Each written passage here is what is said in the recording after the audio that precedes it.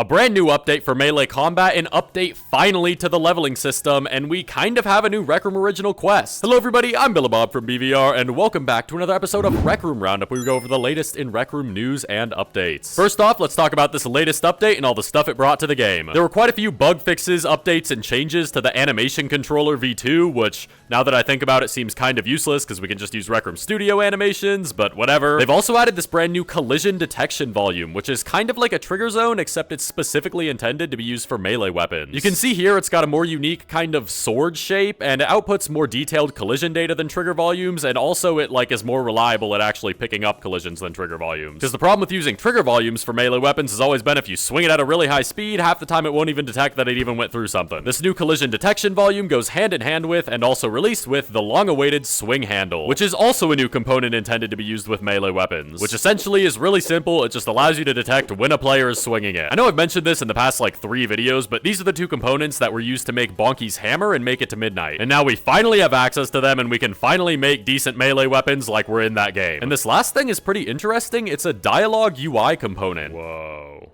What the? This new component seems like it's supposed to be really specifically used, just for AI NPC dialogue options. And this thing's got a ton of stuff you can do with it. You can change its color, obviously you can change the text, you can queue up dialogue. It's got buttons so the player can actually respond. This is kind of a really weirdly intricate, out of nowhere addition, but I guess it should probably help players make this very specific kind of thing way easier. That's it for the latest main update, but there have been some other split tests and small additions that have dropped since then. The first thing being something I've been complaining about on YouTube for over a year and a half now. They finally kind of updated the leveling system. Basically just that there's this new split test where some players can now see this additional menu that shows them what level they're at, stuff about their XP cap and what their next prize is, stuff like that. If you remember correctly, one of my main complaints in this video and then this more recent video about leveling is that the XP cap is kind of stupid. You don't know when you hit it, stuff like that. But not only does this new menu inform you of the XP cap, not only does it show you what the XP cap is and when you've hit it, it also shows you the exact progress that you've made towards the XP cap in that day and a countdown timer to exactly when it resets. That is so much more information than I ever asked for. I still think the daily XP cap is dumb and they should just remove it, but I guess if they're really adamant about keeping it, then this is the way to do it, by adding a whole bunch of information to tell players about it, so good job, Rec Room. Sadly, besides that and some cool looking new UI, there aren't really any other super meaningful changes to the leveling system, so the vast majority of the complaints from my videos still stand. But hey, at least this shows they're looking at it and kind of working on it. That means that maybe in a year they'll finally do an actual update to it and raise the level cap or something. In other less interesting news, Rec Room added a pumpkin spice latte consumable. Let's go take a look and try it. Welcome to the official BVR review of the new pumpkin spice latte. Let's get a nice look at this bad boy. We can see it's just a retextured normal latte, which is cool. All right, let's take a sip, see how it tastes.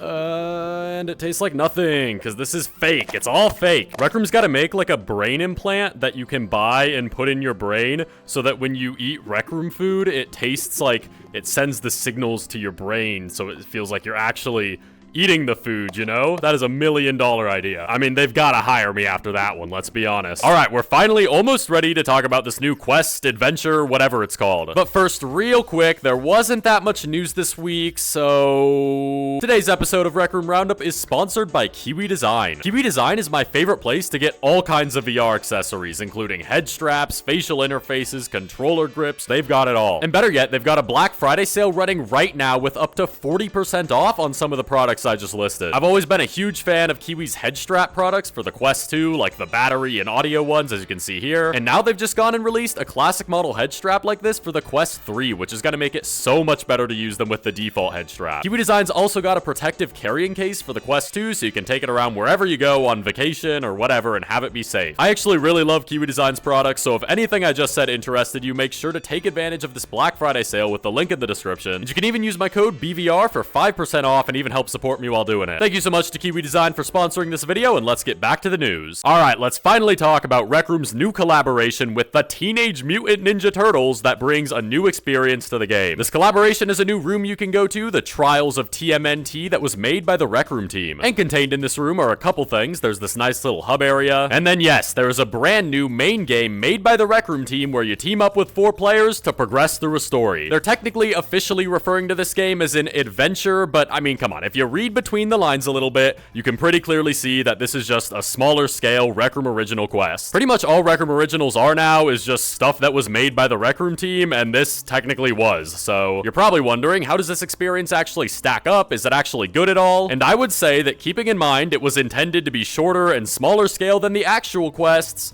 yeah, it's pretty good. One of my favorite aspects is probably the environments and just attention to detail. Like, as always with games made by the Rec Room team, the art just looks really nice. There's also an original soundtrack that's like really good. You can tell they put effort into this stuff. I also thought it was kind of cool that the game didn't actually try and be in the Rec Room style at all. Like, there are enemies in this game that are just smooth, normal proportioned humans. The combat is like okay. I can respect what they did here to try and make it feel better with like the explosions and stuff. And the AI for the enemies on display here that was just made with the Rec Room tools is pretty impressive. But when it comes down to it, the combat in this room just doesn't feel as like juicy as it does smacking around goblins in the original quests, you know? There's also a focus on parkour, which sometimes is fine and sometimes it's pretty bad. A lot of the parkour involves just kind of sitting around and waiting for these trains to come pick you up or for trains to pass and stuff like that. And you know, generally sitting around and waiting for extended periods of time isn't exactly fun. All that being said, I much prefer what they did with this collaboration with having like an actual game to play through as opposed to just releasing cosmetics in the rec center. Like, yeah, it's not perfect, but I still think people should go check it out and it's an enjoyable enough time. And I really hope that for future events or collaborations, they do more stuff like this and keep iterating on it instead of, you know,